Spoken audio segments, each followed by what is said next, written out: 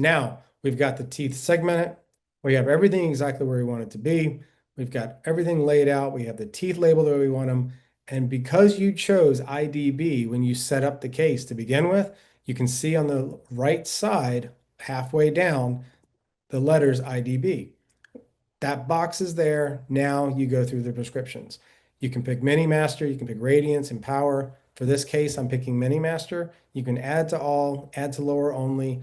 A lot of times if I have clear on top and metal on the bottom, pick Mini Master, add to lower, go up to that next screen, that screen above there, pick Radiance and do that.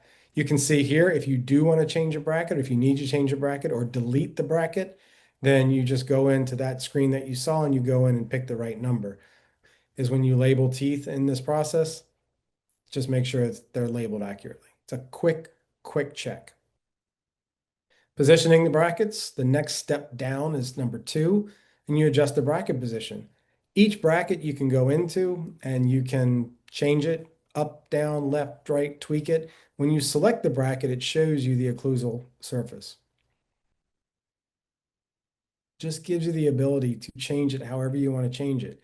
If you've got your blue lines exactly with your roots and you have your levels, your heights, and that's exactly what you want, then you're good. From this point, maybe just a quick double check, but this is going to set the brackets up exactly the way you did. You can see here that I'm able to access the bracket position table and I can double check everything.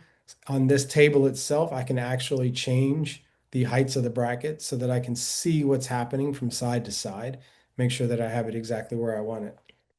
The functionality of this, and you can see how quickly we've already gone through this. And this is me kind of talking through it. If I was just buzzing through it, it would have been, a little bit quicker.